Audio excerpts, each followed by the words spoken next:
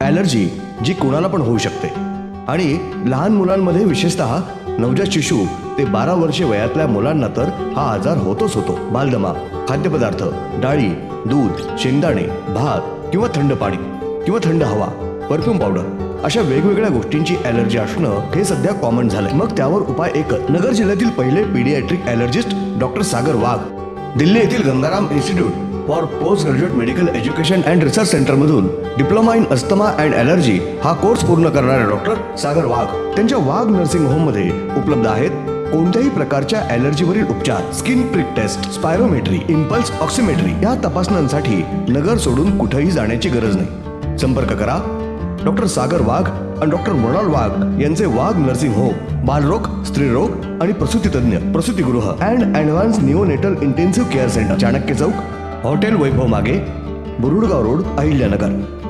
ओम कॉलनीतील नागरिकांच्या वतीनं आमदार संग्राम जगताप यांची तिसऱ्यांदा आमदारपदी निवड झाल्याबद्दल सत्कार, तर नगरसेवक प्रकाश भागनगरे यांच्या वाढदिवसानिमित्त नागरिकांच्या वतीनं त्यांचाही सत्कार. आणि म्हणून उपनगरांचं जाळं की जे वाढलेलं पाहायला मिळतंय, कुठलं शहर वाढत असतं, कुठल्या शहराचा विस्तार होत असतो, जिथं काम होत असतं तिथंच शहर वाढत असतो, त्या शहराचा विस्तार होत असतो. म्हणून आपण जर पाहिलं 15 वर्ष लोक वाट पाहत होते की आपल्या अहिल्यानगर शहरामध्ये बहुचर्चित उड्डाणपूल 15 वर्ष लोक प्रतीक्षित होते. काही लोकांनी इथं त्यावेळेला ह्या उड्डाणपुलाची किंमत फक्त मला वाटतं काहीतरी 10-12 कोटी रुपये व्यवसाय होती त्यावेळेला. पण सुप्याचा टोल सुरू केला म्हणजे त्या एस्टिमेटमध्ये जोपर्यंत तुमचं उड्डाणपूल पूर्ण होत नाही तोपर्यंत टोल चालू करायचं नाही अशा प्रकारचं होतं. पण तुमचे यांचे दोघांचे जे लोक होते पूर्वीचे, या लोकांनी तुम्हाला सांगतो ते मलाही खाल्ली आणि तो चालू करून दिला. म्हणजे लोकांचा काही गरज नाही. पण आज तो उड्डाणपूल जर तो 12 कोटी रुपये जर झाला असता आणि 250 कोटी रुपये लागले नसते. हे तुमच्या लोकांनी, जुन्या काळाच्या लोकांनी केलं. त्याचे परिणाम, दुष्परिणाम शहरवासियांना भोगावे लागले. आमच्यासारख्याला प्रचंड मेहनत करावी लागली, प्रचंड मेहनतीची पराकाष्ठा करावी लागली आणि त्याच्यातनं आज हा बहुचर्चित उड्डाणपूल आज मार्गी लागला. तुमचे लोक ते अजून ते रेट सोडायला तयार. त्याच्यात याची बदली तिकडे कर, त्याला पैसे माग, जाऊ द्या ते विषयाचा बाद नंतर काढू. पण तुम्हाला सांगतो की ह्या शहरामध्ये भौगोलिकदृष्ट्या हे शहराचं प्लॅनिंग, नियोजन, उद्याच्या भविष्यातलं 20 वर्षापूर्वी नंतरचं शहर कसं असणार आहे ते 20 वर्षानंतरचं प्लॅनिंग हे देखील आज आपण सातत्याने करत आलो. म्हणून आज शहरामध्ये आज चांगल्या प्रकारचा बदल, विकासात्मक बदल आपल्याला कुठेतरी पाहायला मिळतो. नंतर अनेक ठिकाणी तुम्हाला सांगतो या पहिल्या कार्यकाळामध्ये असं आम्ही महापौर म्हणून काम करत होतो तर तुम्हाला सांगतो की असे अनेक वेगवेगळे प्रश्न डोळ्यासमोर असतो, पण करता काहीच येत नव्हतं. पण जसं तुमच्यासारख्यांच्या माध्यमातून, नगरकरांच्या संपूर्ण माध्यमातून ज्यावेळेला आम्हाला महाराष्ट्राच्या सर्वोच्च सभागृहामध्ये विधानसभेमध्ये जायची संधी मिळाली, त्या संधीच्या माध्यमातून एक एक कामाला आपण हाती घेण्यामध्ये सुरुवात केली. आणि आज या 10 वर्षाच्या कालखंडामध्ये जसं आता शिंदे सर तुम्ही बोलले की आता पूर्वी लोक सांगायची कोणती येणार आहे, ती आली तर ती रस्ता सापडायचं नाही. तुम्हाला सांगतो नगरची ती ओळख नाही, नगरची ओळख आपली ही एक वेगळी ओळख आहे. इथं छत्रपती 4थ्या शिवाजी महाराजांचा इथं एक स्मारक आहे. इथं भाऊसाहेब प्रयोगशाळेमध्ये आपल्या शिवाजी महाराजांचं एक तिथं मंदिर आहे. लोकमान्य टिळकांचं एक वेगळं इथं आहे. इथं असे सगळे वेगळी ओळख आहे. ते जे तुम्ही नाव घेतात ते आपली ओळखच नाही शहरात. काय ते काहीतरी ते लोकांनी ते नाव ठेवलंय ते म्हणून ते नाव व्हायला, पण ते नाव आपल्याला घ्यायचंच आहे. तुम्हाला सांगतो पुढच्या काळात आपण ते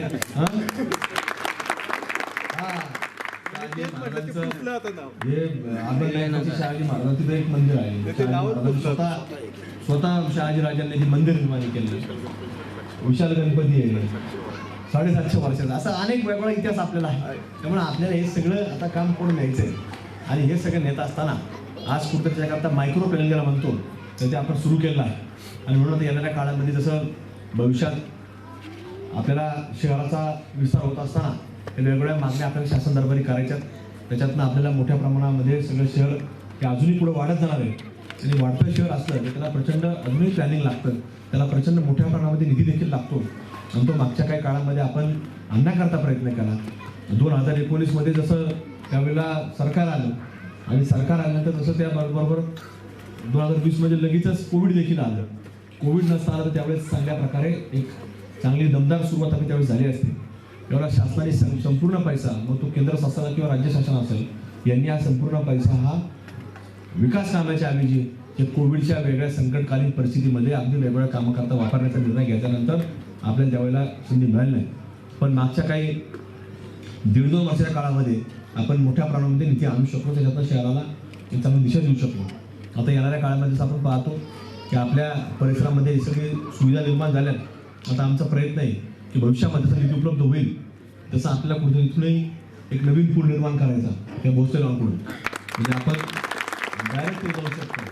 आणि आमचं आता ते पुढच्या रस्त्याला सुरुवात होणार, त्याचा निधी देखील आलेला आहे. इंद्रप्रस्थ मंगल कार्यालयापासून तो वाकोडीच्या कोपऱ्यापर्यंत हा देखील जो काही विकास पाहतो तर हा केवळ आणि केवळ संग्राम भैयांमुळे शक्य आहे. म्हणजे याच्या अगोदर या नगर शहरामध्ये 50 वर्षामध्ये अनेक आमदार, खासदार, मंत्री, अनेक लोकांनी अनेक पदं भोगली, परंतु इतका विकास, इतके पैसे आणण्याचं काम कुणाला जमलं नाही. जे काम संग्राम भैयांनी केलं, करोडो रुपयाचा निधी आपल्या शहराबरोबरच आपल्या प्रभागासाठी आणला आणि एक अभिमान वाटत, एक आपल्याला सगळ्याला स्वाभिमान वाटत असं नगर शहर एक बदलण्याचं काम, आपलं सारस नगर बदलण्याचं काम त्यांच्या माध्यमातून होत आहे. अत्यंत हे गेल्या 3-4 पिढ्यापासून धार्मिक असणारं कुटुंब की त्यांच्या आजोबांपासून, म्हणजे त्यांच्या आजोबांनी तर कमीत कमी 40 ते 50 वाऱ्या पांडुरंगाच्या गेलेल्या आहेत. त्याचबरोबर त्यानंतर काका होते, काकानंतर संग्राम भैया, त्यानंतर सचिन भाऊ, आणि तुम्हाला सगळ्यांना मला सांगायला अभिमान वाटत या कुटुंबाचा की गेल्या मागच्या वर्षी थोडी सचिन भाऊची तब्येत बरी नव्हती, तर त्यांचा 10-11 वर्षाचा मुलगा आहे, तर त्यांनी इच्छा व्यक्त केली की बाबा सचिन भाऊच्या पायात दुखापती मग मी गेलो तर चालेल का पंढरपूरला. ती इच्छा त्यांनी काकांकडे व्यक्त केली आणि तो 11 वर्षाचा 10 वर्षाचा मुलगा आराध्य, त्यांनी सुद्धा मागच्या 2 वर्षापासून तो स्वतः दिंडी करतो.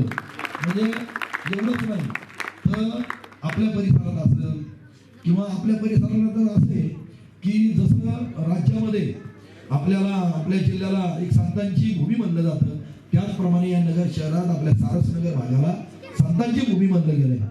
म्हणजे सगळ्याच संतांची, महंताची मंदिरं, त्यांची तीर्थक्षेत्र या आपल्या भागामध्ये होत आहे. आणि कुठंही मंदिराचं काम सुरू झालं आपल्या शहरामध्ये किंवा आपल्या भागामध्ये तर आपण काही मदतीसाठी गेलो या जगताप परिवाराकडे, तर याचा पहिले शब्द असतो त्या ठिकाणी कुठलीही मूर्ती असू द्या, कुठल्याही देवाची असू द्या, याची असू द्या, ती मूर्ती पहिले आमच्याकडून घेतलं. म्हणजे इतकं मोठं धार्मिक काम, आध्यात्मिक काम या परिवाराकडून होतं.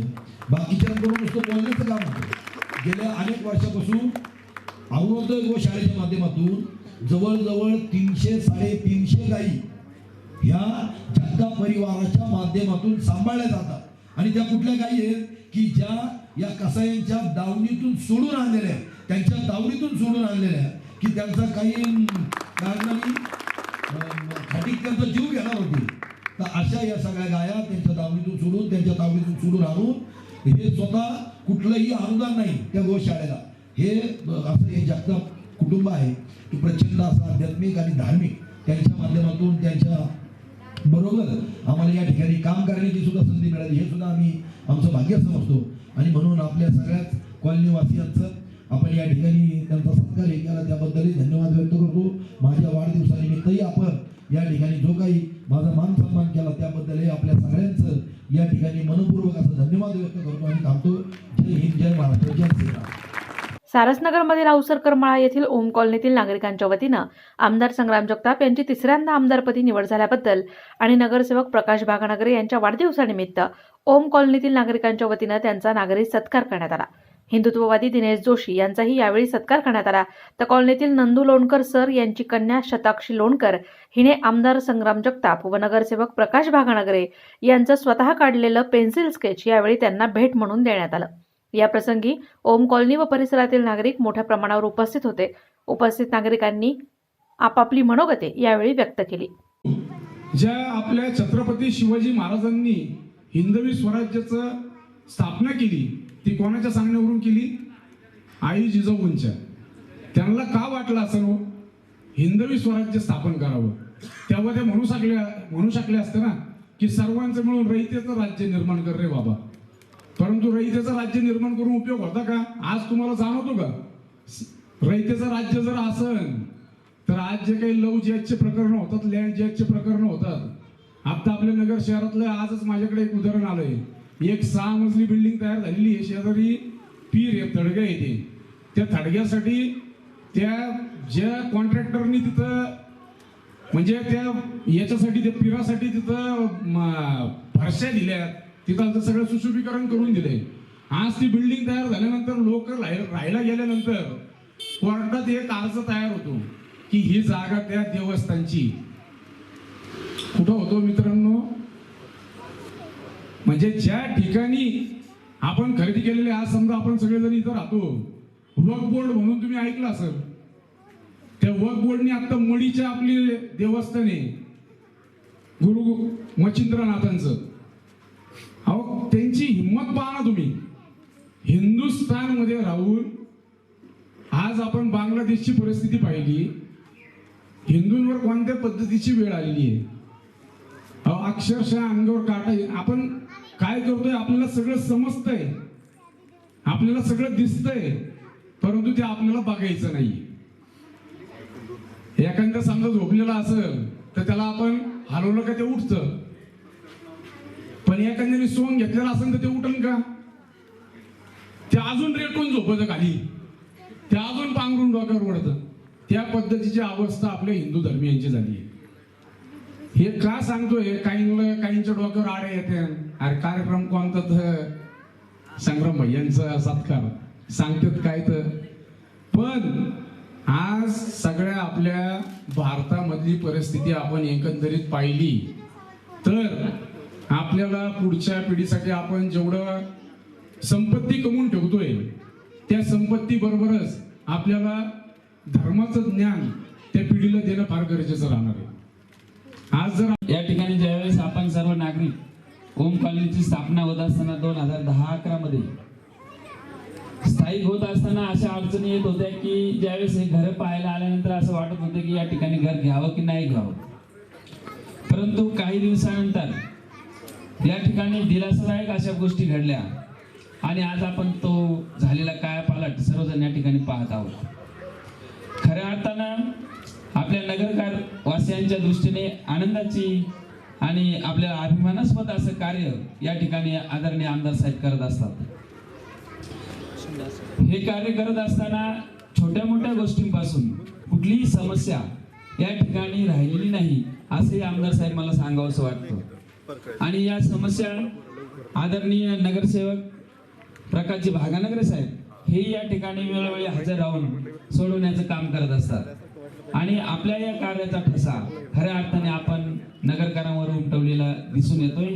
आणि अशीच आपली कार्याची दिशा उत्तरोत्तर प्रगती होत जावं. त्याचबरोबर आता पुढे सर्वांना उत्सुकता आहे की आदरणीय भैयासाहेबांना मंत्रिपदाची उत्सुकता या निमित्ताने सर्वांना आहेच आणि ते आपल्याला नक्कीच मिळेल अशी ईश्वरचरणी प्रार्थना करतो आणि आमच्या सर्व ओम कॉलनीवासियांच्या वतीने आपणास शुभेच्छा देतो.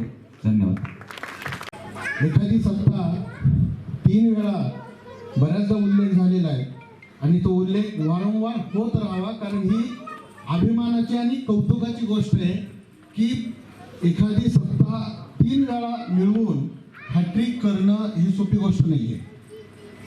इतिहासाच्या आणि राज्यशास्त्राच्या भाषेमध्ये याला कल्चरल हेजिमनी असं म्हणतात. एक सांस्कृतिक वर्चस्व निर्माण करावं लागतं, जनतेच्या मनामध्ये आपल्याविषयी प्रेम निर्माण करावं लागतं आणि ते प्रेम दीर्घकाळ टिकावं यासाठी त्या जनतेच्या अपेक्षा पूर्ण कराव्या लागतात आणि त्याच अपेक्षा वेगवेगळ्या माध्यमातून भैयाजींनी पूर्ण केलेल्या आपल्याला दिसतात.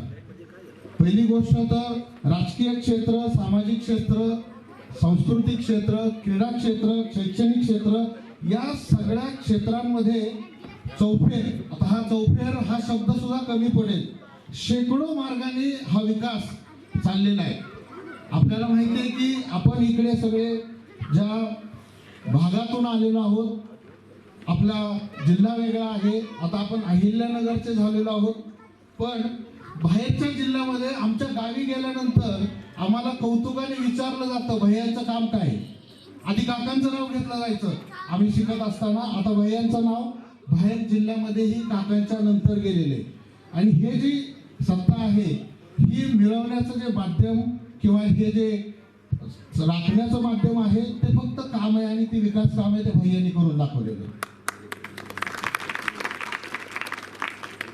ज्या वेळेस प्रचाराच्या आधी असं म्हटलं जायचं की विश्वास जुना आणि संग्राम भैया पुन्हा ते जनतेनेही करून दाखवलं आणि भैयांनी ज्या ज्या मार्गाने इकडे विकास करून दाखवला जे रस्त्यांची कामं जोशी साहेबांनी आता त्याचा उल्लेख केलेला आहे की ही आपल्या पिढीसाठी नाहीये. आता आपण इथले रहिवासी झालो, आता याच्यानंतर आपल्या पुढच्या पिढ्या सुद्धा इथंच राहणार आहेत, त्याचा वापर करणार आहेत.